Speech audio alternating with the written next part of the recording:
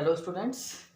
तो हमारा जो चैप्टर कंटिन्यू था, ये पार्ट हम ख़त्म कर चुके हैं इलेक्ट्रिसिटी चैप्टर का।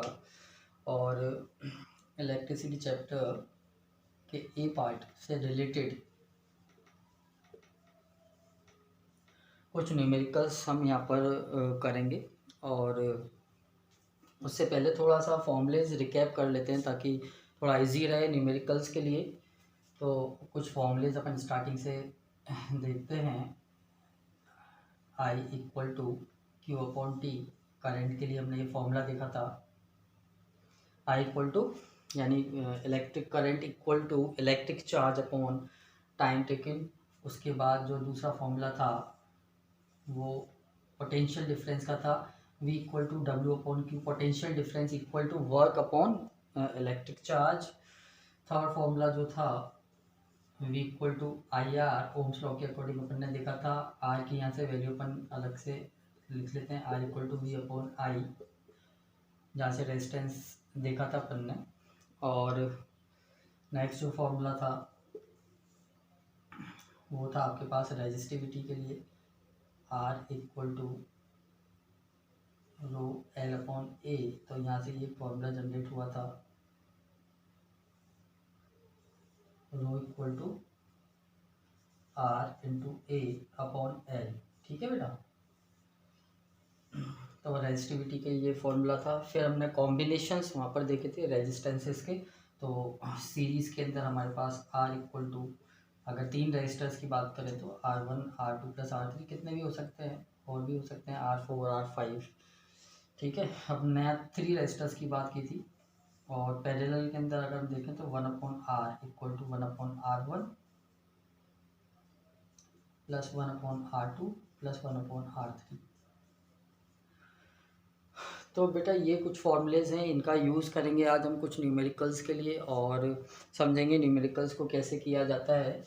इसलिए ना यहाँ रहने दें आप न्यूमेरिकल्स फॉर्मूलेज को। ये फॉर्मूलेज हैं आपके जो फर्स्ट पार्ट में आपने पढ़े हैं फॉर्मूलेज। ठीक है ना। तो स्टार्ट करते हैं यहाँ पर हम न्यूमेरिकल्स को। फर्स्ट पार्ट के जो न्यूमेरिकल्स हैं,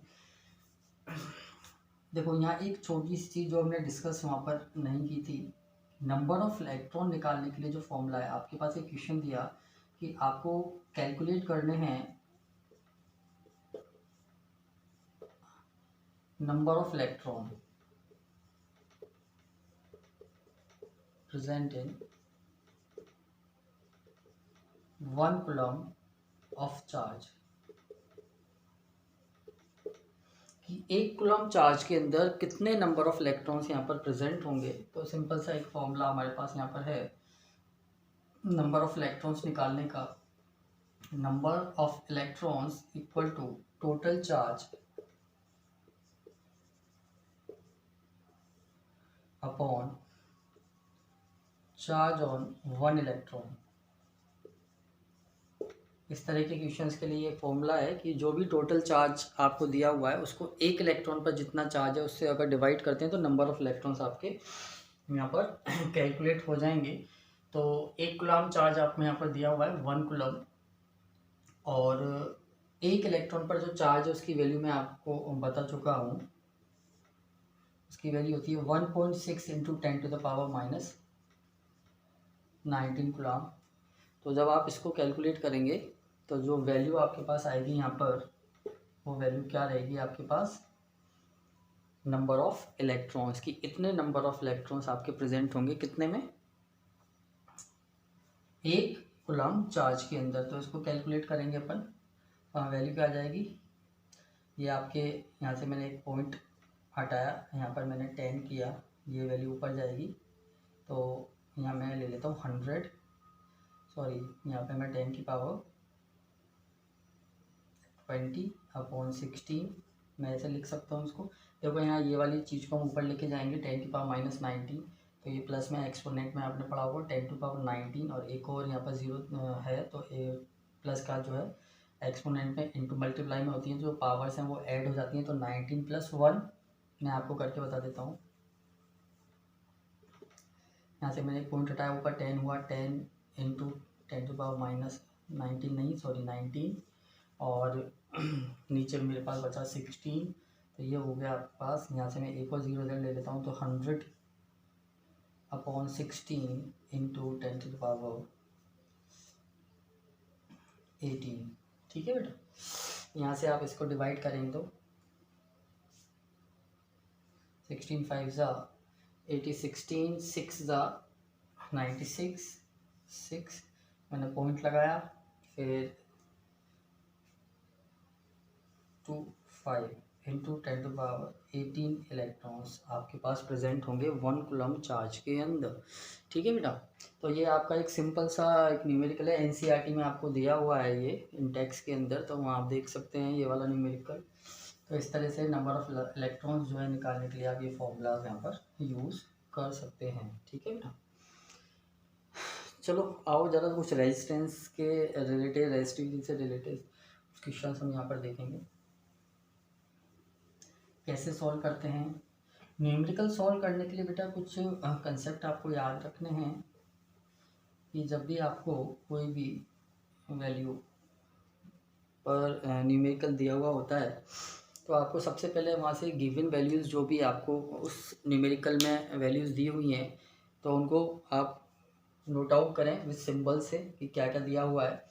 गिवन देने के बाद उनकी यूनिट्स चेक करें, यूनिट्स SI यूनिट्स हैं या नहीं है। अगर कोई SI यूनिट में नहीं है कोई भी वैल्यू, तो उसको पहले SI यूनिट में कन्वर्ट करें, और उसके बाद जो भी फाइंड आउट करना है आपको उसके लिए फॉर्मूला देखें। अगर डायरेक्टली उस फॉर्मूले में आप वैल्यू पुट हो रही हैं, सारी वैल्यूज़ दी हुई हैं, तो कोई दिक्कत नहीं है। अगर कुछ नहीं दिया हुआ हो तो कुछ ना कुछ ऐसा आपको न्यूमेरिकल में दिया होगा ताकि आप जो भी चीज़ आपको फाइंड आउट करने उसके वहाँ तक आप पहुँच जाएँ। तो अपन कुछ करके यहाँ पर न्यूमेरिकल देखते हैं। तो जैसे एक न्यूमेरिकल है यहाँ पर कि हमारे पास यहाँ पर 3 अप्लाइंसेस हम यहाँ पर लेते हैं। एक इलेक्ट्रिक लैंप लेते हैं हम, एक इलेक्ट्रिक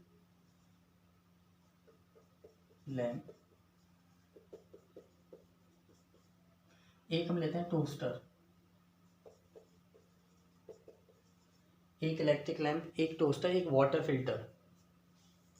ठीक है, 3 अप्लाइंसेस मैंने लिए यहाँ पर, और तीनों का जो रेजिस्टेंस है वो सभी का डिफरेंट है। इसको मैं सपोज करें R1 मान लेता हूँ, इसको मैं R2 मान लेता हूँ, इसको मैं, तो ये 3 रेजिस्टर्स यहाँ पर आपको लिए हुए हैं। इलेक्ट्रिक लैंप 100, ठीक है, 100 ओम का, ये आपके 50 ओम का, और वाटर फिल्टर हम ले लेते हैं 500 ओम। ठीक है, तो ये 3 रेजिस्टर्स आपको, यानी 3 अप्लाइंसेस दिए हुए हैं जिनका रेजिस्टेंस आपको यहाँ गिवन है। इन तीनों को मैं एक बैटरी से कनेक्ट करता हूँ जिसका जो पोटेंशियल डिफरेंस है V वो 220 वोल्ट है। कितना है बेटा? 220 वोल्ट। मैंने इनको पैरेलल कनेक्ट किया है एक इलेक्ट्रिक सर्किट के अंदर तीनों को, और मैंने उसको कितने वोल्ट की बैटरी के साथ कनेक्ट किया है? 220 वोल्ट की। क्या मैं ऐसे भी इसको शो कर सकता हूँ आपको रेजिस्टर्स के थ्रू?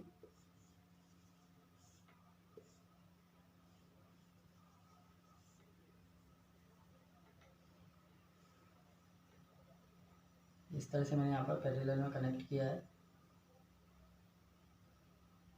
ठीक है,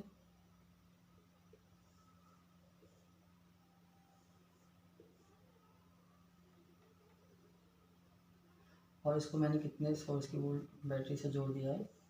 220 वोल्ट की एक बैटरी से मैंने इसे कनेक्ट कर दिया है। ठीक है, यहाँ पे आपको फाइंड आउट करना है कि मैं अगर यहाँ पर एक और अप्लाइंसेस इसमें मैं कनेक्ट करता हूँ, जैसे मैंने इलेक्ट्रिक आयरन इसमें कनेक्ट किया सेम सोर्स पर, V वहाँ पर 220 वोल्ट है आपका, तो कितना रेजिस्टेंस का इलेक्ट्रिक आयरन में यहाँ पर ऐड कर सकता हूँ। ठीक है बेटा, यानी मुझे यहाँ पर एक इलेक्ट्रिक आयरन कनेक्ट करना है, तो इस कितने रेजिस्टेंस का मैं यहाँ पर इलेक्ट्रिक आयरन जो है ऐड कर सकता हूँ। तो यहाँ देखिए बेटा आप कि हमें R देखना है, R फाइंड आउट करना है। तो R निकालने के लिए हमने बोला था, मैंने आपको बोला था कि जो भी आपको फाइंड आउट करना है उसका फॉर्मूला देखिए, तो ओम्स लॉ के अकॉर्डिंग यहाँ पर R = V/I होता है। ठीक है, तो V जो है मुझे दिया हुआ है यहाँ पर, गिवन है मेरे पास 220 वोल्ट, क्योंकि इसी सोर्स से मुझे उसको कनेक्ट करना है इलेक्ट्रिक आयरन, एक और अप्लाइंस। लेकिन मुझे ये नहीं पता कि मेरे पास इस सर्किट के अंदर कितना करंट जनरेट होगा। यानी मेरे पास पूरी वैल्यूज़ नहीं दी हुई हैं फॉर्मूले के अकॉर्डिंग वी अपॉन आई, यानी वी और आई दोनों की वैल्यू होती तो मैं डायरेक्ट पुट करके और वैल्यू यहाँ पर फाइंड आउट कर सकता हूँ, लेकिन मेरे पास आई की वैल्यू नहीं है। तो हम भी ये जानते हैं कि पैरेलल के अंदर जो आई होता है आपका वो हर रजिस्टर के अंदर डिफरेंट होगा। तो टोटल इफेक्टिव करंट जो है पूरे सर्किट के अंदर कितना फ्लो होगा 220 वोल्ट पर। तो सबसे पहले हमें यहाँ पर आई जनरेट करना होगा, टोटल इफेक्टिव रेजिस्टेंस निकालना होगा, तीनों का पैरेलल कनेक्टेड है। वहाँ से हम जब आर की वैल्यू आएगी तो हम वहाँ पर वी और आर से आई की वैल्यू निकालेंगे, और जब आई की वैल्यू आ जाएगी तो उसी करंट पर हम रेजिस्टर जो है कितना इलेक्ट्रिक आयरन कितने रेजिस्टेंस का होगा, कितने ओम का होगा वो हम देख लेंगे। तो यहाँ पर सबसे पहले ये R1 था, R2 R3 तीनों की वैल्यू मैं यहाँ लिख देता हूँ, 100 ओम, 50 ओम, 500 ओम। ठीक है बेटा, तो इनको हम यहाँ वैल्यू निकालेंगे। सबसे पहले टोटल इफेक्टिव रेजिस्टेंस कितना है 1/R equal to, parallel connect है इसलिए हम ये वाला फॉर्मूला यूज़ करेंगे, 1/100 प्लस 1/50 प्लस 1/500, और यहाँ से इफेक्टिव रेजिस्टेंस आपका जो निकल के आएगा 5 प्लस 10 प्लस 1, 16/500 यहाँ पर है। तो आर की वैल्यू हमारे पास यहाँ कितनी हो जाएगी 500/16। ये हमारे पास यहाँ पर इफेक्टिव जो रेजिस्टेंस है 3 अप्लायंसेस का वो आया। और यहाँ से हम कैलकुलेट करेंगे आई को, तो आई इक्वल टू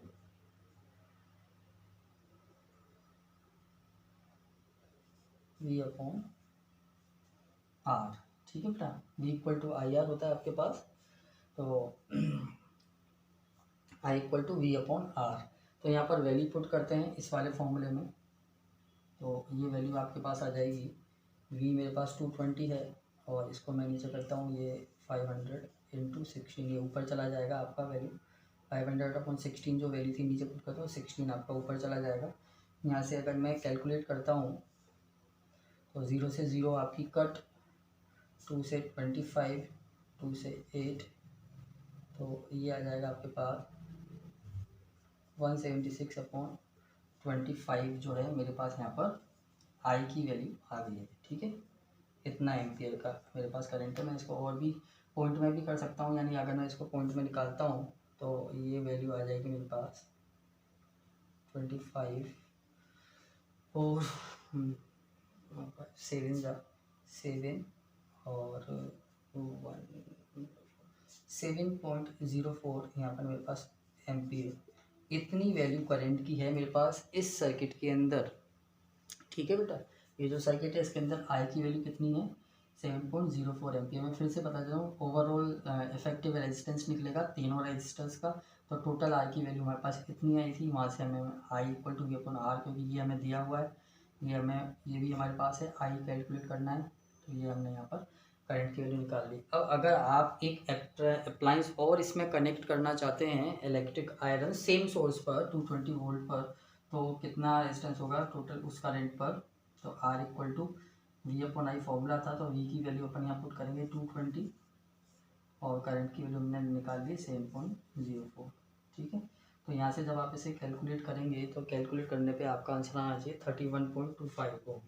कितना बेटा, मैंने कैलकुलेट किया हुआ है इसलिए, तो इतने ओम का इलेक्ट्रिक आयरन, इतने रेजिस्टेंस का इलेक्ट्रिक आयरन आप इससे कनेक्ट कर सकते हैं। ठीक है बेटा, तो इस तरह से ये न्यूमेरिकल जो है आपको सॉल्व करना है। ये सिर्फ मैं आपको ये बताऊं कि ये फॉर्मूलेज का जो यूज़ है बेटा यहाँ पर वो कैसे होने वाला है, जो भी हमने ए पार्ट में फॉर्मूलेज पढ़े हैं, कि मैंने आपको फिर से मैं कंसेप्ट बता रहा हूँ कि जब भी आप न्यूमेरिकल देखें तो उसको कम से कम 2 से 3 बार आप एक बार रीड करें, उसके कंसेप्ट को समझें क्या कहना चाह रहा है वो, उसके बाद उसमें से गिवन वैल्यूज़ निकालें और जो फाइंड आउट करना है वो उसके लिए फॉर्मूला देखें। अगर फॉर्मूले में सारी चीज़ें आपको दी हुई हैं अगर, तो आप वैल्यू पुट कर सकते हो, फॉर्मूले की जो वैल्यूज़ हैं अगर हैं आपके पास, और नहीं है तो कुछ ना कुछ आपको ऐसा दिया होगा जिसको आप फाइंड आउट, तो जैसे यहाँ पर आपको आई नहीं था आपके पास, तो आई इस तरह से मैंने यहाँ पर फाइंड आउट किया, उसके लिए मुझे ये दे रखे थे कि पैरेलल सिलेंडर कनेक्टेड हैं, वी की वैल्यू दे रखी थी। ठीक है, तो इस तरह से आप यहाँ पर देख सकते हैं।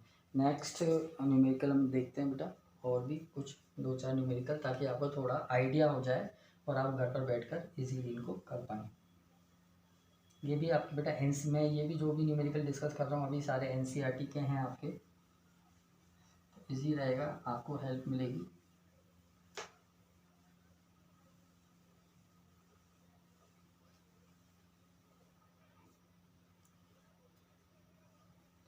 मैं आपको 3 रजिस्टर्स देता हूँ जिनके रेजिस्टेंसेस 2 ओम, 3 ओम और 6 ओम। मैंने आपको 3 रजिस्टर दिए कि एक आपके पास R1 2 ओम है, R2 3 ओम है और R3 6 ओम है।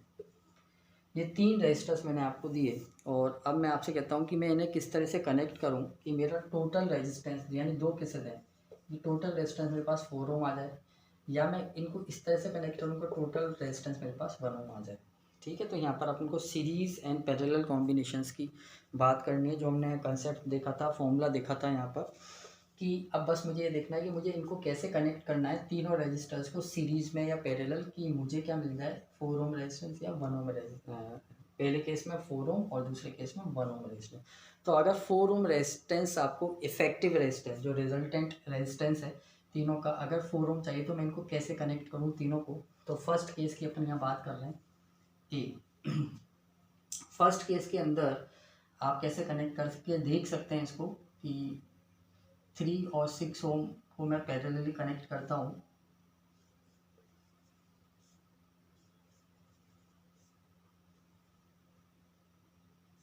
और एक को मैं इस तरह से 3 ओम 6 ओम 2 ओम। ठीक है, ये माइंड कैलकुलेशंस हैं बेटा, आप धीरे धीरे प्रैक्टिस करेंगे तो आपको पता लग जाएगा कि कैसे अटैच होंगे। तो पहले ये जो R1 यहाँ पर मैंने बात की आपसे, R2 और R3, तो इफेक्टिव रेजिस्टेंस यहाँ से कैसे निकलेगा, ये ऐसे बनेगा कि 1/, मैं यहाँ सॉल्व कर रहा हूँ बेटा, 1/3 + 1/6, ठीक है, 2 + 1 = 3/6, ये 1/r की वैल्यू है, तो R की वैल्यू कितनी हो गई यहाँ पे 2। तो अब ये जो है ये कितना हो गया हमारे पास 2 ओम, टोटल इन दोनों को मिलाकर कितना है 2 ओम, ये 2 ओम।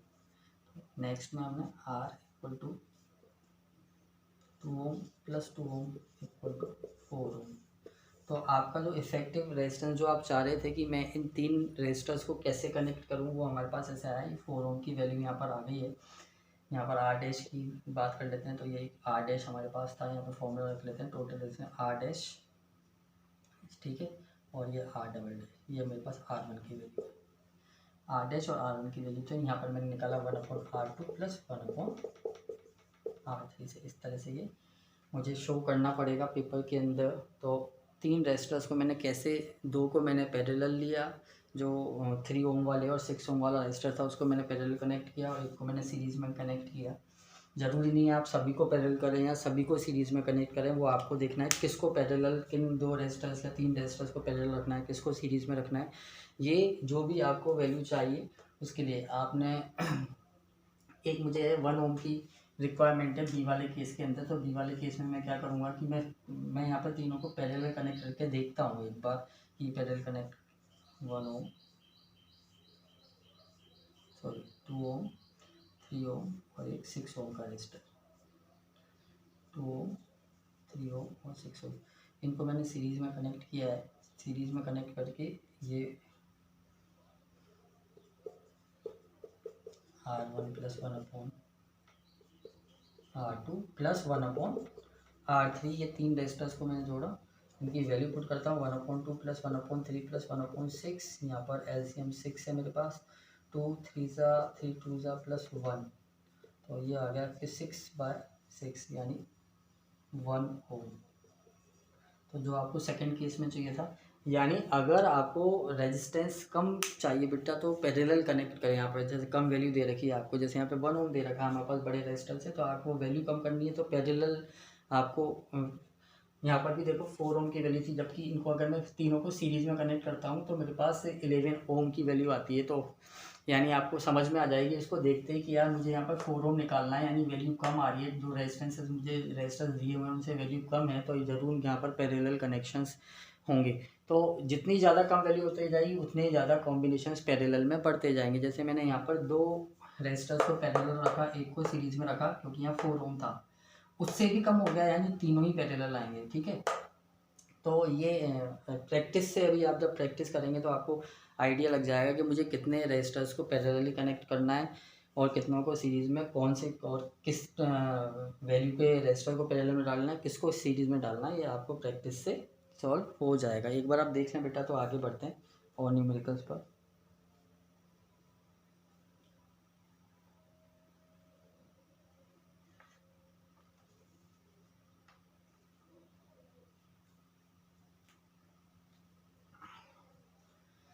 ठीक है बेटा, आगे बढ़ते हैं, कुछ इसी तरह के कुछ और न्यूमेरिकल्स देखते हैं, एक दो न्यूमेरिकल्स और।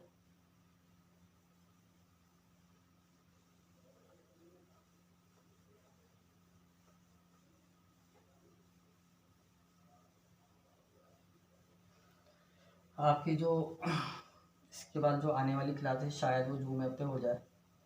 मुझे थोड़ी सी नेटवर्क में जहाँ पर मैं हूँ अभी, वहाँ थोड़ी सी नेटवर्क में बेटा प्रॉब्लम आ रही है, लेकिन 8-10 तारीख को मैं जयपुर आ जाऊँगा, तो वहाँ से ईजी रहेगा, आपकी जूम ऐप से क्लास ईजिली हो जाएगी। फिर भी देखते हैं, नेक्स्ट में मैं ट्राई करूँगा कि जूम ऐप से आपकी क्लास यहाँ से लेने की कोशिश करूँ। आओ बेटा, यहाँ पर नेक्स्ट जो न्यूमेरिकल है वो देखते हैं। आपसे highest and lowest total resistance अगर कोई पूछे, ये क्वेश्चन मेरे पास ऐसा है इस तरह से कि हाईएस्ट रेजिस्टेंस कितना होगा और लोएस्ट रेजिस्टेंस कितना होगा अगर मैं आपके 4 कॉइल्स को, जो 4 रेजिस्टर्स है, मैं उनको किस तरह से कनेक्ट करूं कि हाईएस्ट आ जाए और लोएस्ट आ जाए। मैं आपको यहाँ पर 4 रेजिस्टर्स दे रहा हूँ बेटा, अलग अलग ओम के, है ना। 4 ओम, 8 ओम, 12 ओम और 24 ओम, ये 4 रजिस्टर आपके पास यहाँ पर हैं। इन 4 रजिस्टर्स को मैं कैसे अरेंज करूँ कि हाईएस्ट मुझे इफेक्टिव रेजिस्टेंस हाईएस्ट जो है वो मिल जाए और लोएस्ट रेजिस्टेंस जो है इफेक्टिव वो मुझे यहाँ पर मिल जाए। तो मैंने आपको सिंपल सा तरीका अभी इससे पहले जस्ट बताया था कि अगर सीरीज़ में कनेक्ट करते हो तो आपको हाईएस्ट रेजिस्टेंस मिलता है। सारे रेजिस्टर्स को अगर आप सीरीज़ में कनेक्ट करोगे तो यहाँ पर हाईएस्ट रेजिस्टेंस मिल जाएगा। तो ये जो एक केस है अपना, एक केस के अंदर हाईएस्ट रेजिस्टेंस 4 + 8 ओम + 12 + 24, कैलकुलेट करें कितना आ रहा है हमारे पास यहाँ पर,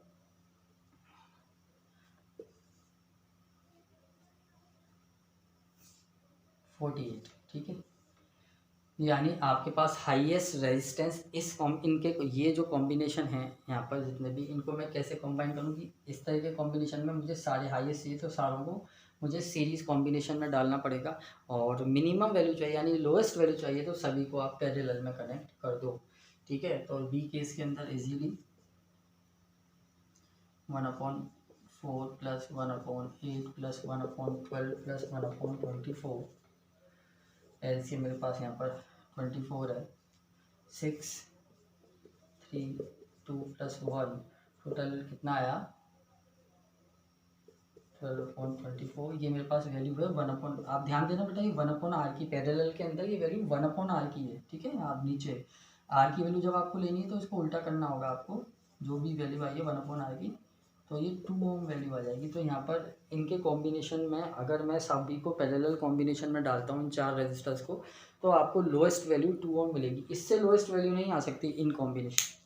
इसको आप इन 4 रेजिस्टर्स को आप किसी भी तरह से कंबाइन कर लें, किसी भी तरह से आपको इससे कम वैल्यू नहीं मिलेगी 2 ओम से कम। ठीक है, और किसी भी तरह से आप इनको अरेंज कर लें, इससे ज़्यादा वैल्यू 48 ओम से ज़्यादा वैल्यू आपको नहीं मिलेगी। तो जब भी आपको हाईएस्ट वैल्यू चाहिए तो सभी को सीरीज़ कॉम्बिनेशन में डालें सारे रेजिस्टर्स को, और अगर लोएस्ट वैल्यू चाहिए तो आप उसको पैरेलल कॉम्बिनेशन में रख सकते हैं। ठीक है बेटा, तो इस तरह के न्यूमेरिकल्स जो है हेल्प करते हैं आपके कंसेप्ट को और पक्का करने में, इसलिए बेटा मैं आपको ये करा रहा हूँ। आप ये छोटे न्यूमेरिकल्स नहीं हैं, ये आपके कंसेप्ट को और स्ट्रॉन्ग बनाएंगे जो भी आपने अभी तक पढ़ा है इलेक्ट्रिसिटी चैप्टर के अंदर।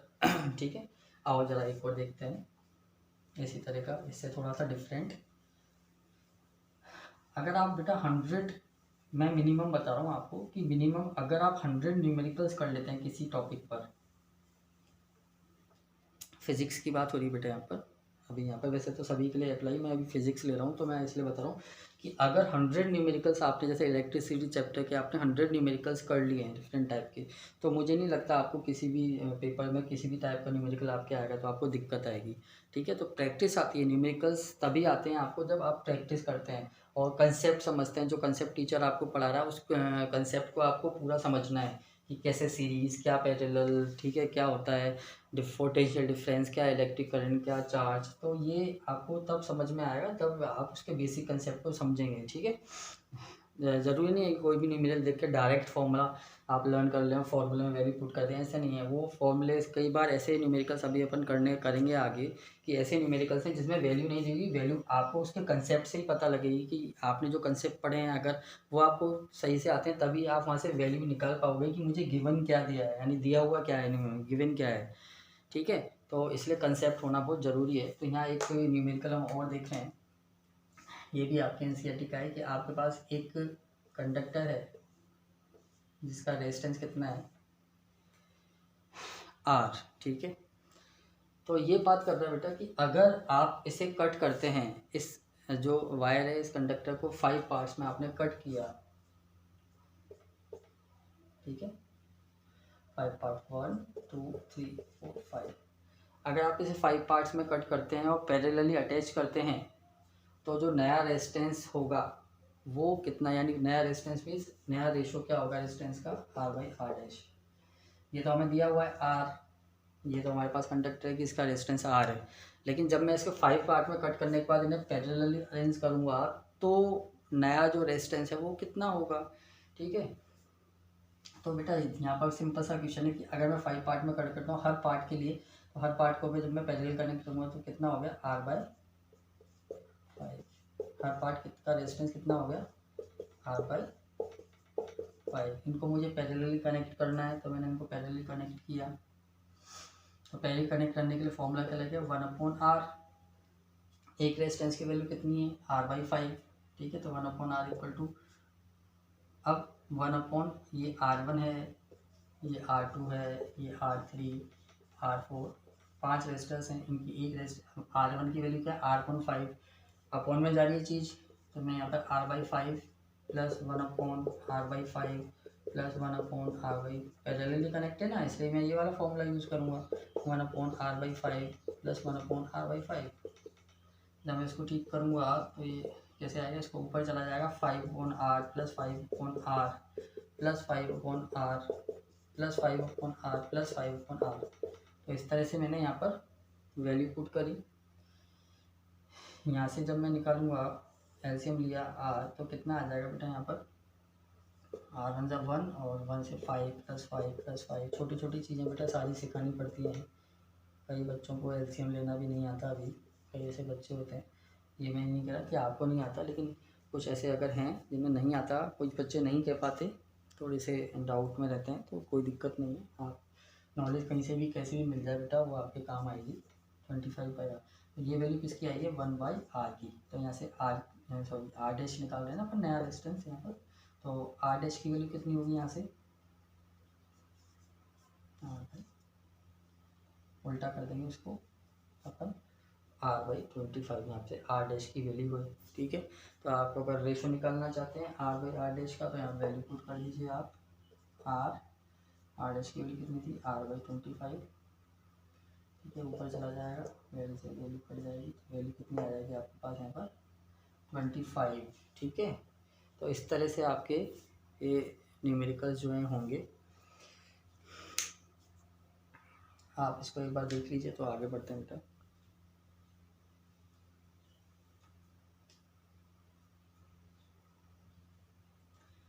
तो ये कुछ फॉर्मूलेस थे बेटा, यहाँ पर कुछ फॉर्मूलेस को देखा हमने, और फॉर्मूलेस के अकॉर्डिंग कुछ न्यूमेरिकल्स आज इस लेक्चर में हमने देखे हैं। आप एक बार देखिए, और आपको नहीं आते हैं तो आप मुझसे पूछ सकते हैं, नेक्स्ट लेक्चर में अपन उसको डिस्कस कर लेंगे। तो इजी है बेटा, जिसके कंसेप्ट क्लियर हैं, जिसको फॉर्मूलेस आते हैं और कंसेप्ट पूरा पता है कि क्यों कैसे कब होता है कोई भी कंसेप्ट, क्यों कैसे कब। ठीक है, तो इजी है न्यूमेरिकल्स करना। और जिसको न्यूमेरिकल्स आते हैं किसी चैप्टर के फिजिक्स में, उसका मतलब है अगर कोई भी न्यूमेरिकल आप सॉल्व कर सकते हो उस चैप्टर का, इसका मतलब आपके कंसेप्ट वो क्लियर है, आपको कहीं भी उसमें प्रॉब्लम नहीं आएगी एग्ज़ाम टाइम पर या आगे किसी भी कंपटीशन में। ये इलेक्ट्रिसिटी एक्ट मैं आपको पहले भी बोल चुका। कंपटीशन के पॉइंट ऑफ व्यू से अगर आप आईटी पीटी करते हैं वहाँ पर आईटी या पीटी जो भी है तो मैथ्स लेके तो वहाँ बहुत काम आने वाला बेटा आपके फिज़िक्स के अंदर, ठीक है। तो आज यहीं पर एंड करते हैं इस लेक्चर का और कोशिश करते हैं कि जूम से अपनी क्लास हो पाए, ठीक है। थैंक यू वेरी मच बेटा।